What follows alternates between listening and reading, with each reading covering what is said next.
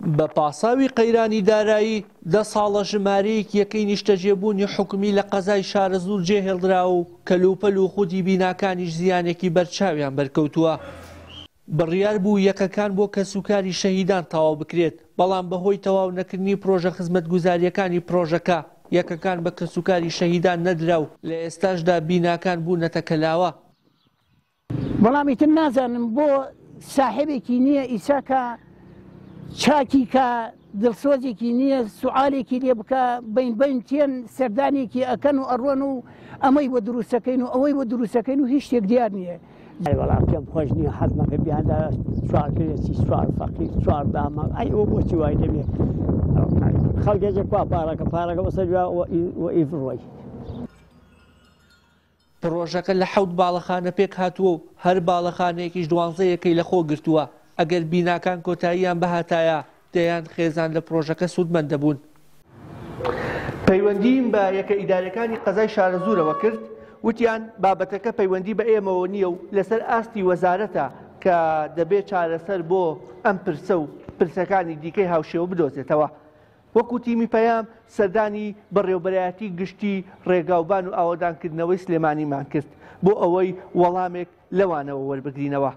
لە بەرامبەردا جێگری بەڕێوەبەری گشتی ڕێگاوبان و ئاوەدانکردنەوەی سلێمانی بە پەیامی وت کە بابەتەکە لە ساڵی 2014ەوە بە نیوە ناوچڵی و بەهۆی قەیرانی داراییەوە ڕاوەستاوە و تا ئێستاش بەهۆی نەبوونی پارەوە تەواو نەبووە. وتمان ئەی چارەسەر ئەیکەی چارەسەر دەبێت. ئەوان وتیان چاوەڕێی وەزارەتن کە بڕیارێک بدەن لەسەر ئەو یەکە نیشتەجێبوونانەی کە بەهۆی نەبوونی خزمەتگوزاریەکانەوە لە تەواوی پارێزگاکەدا ڕاوەستاون. وتمان ئەیکێ قەرەبووی ئەم زیانانە دەکاتەوە. وتی ئەگەر بێت و حکوومەت قەرەبووی نەکاتەوە ئەوە بەرپرسیارەتی لەسەر هیچ لایەنێک نییە کە قەرەبووی ئەم زیانانە بکەنەوە. ئەگەر ئیسا تەواو بووە ئەم شوقانە کۆمەڵی ماڵی تیاژیا ئیسفادەی بۆ شارەکە بوو بۆ کرێکی ئەبوو هەموو ئیشێکیان بۆ جێبەجێ ئەبوو. ئەگەر خزمەتگوزاریەکانی جێبەجێ بکریا ئیسا هەموو شتێکی تەواو بوو. بەس حکوومەت ئیسا خزمەتگوزاری نەکردووە ئەو کۆمپانیا جێبەجێ نەکرد خزمەتگوزاریەکەی. چاودێرێکی سیاسیش پێی وایە جێهێشتنی پرۆژەکە بەم شێوەیە زیانی بەرچاو لە دارایی گشتی دەدات و پێی وایە سەروەرنەبوونی یاسا و دەستێوەردانی حیزبی هۆکاری پەکەوتنی پرۆژەکانە بەو پێی حزب ڕێگرە لە سزادانی سەرپێچیکاران. گرفتی گەورەی ئێمەوەی بەشێک لەم پرۆژانەی لە کوردستان دەردەچن خەڵکانی باڵا دەستێدا شەریکن، خەڵکانی بڕیار بە دەستێدا شەریکن و خەڵکێک لێن مستەفید دەبێەوە حیزبەکان چاو لەو خەڵکانە دەپۆشن بەداخەوە.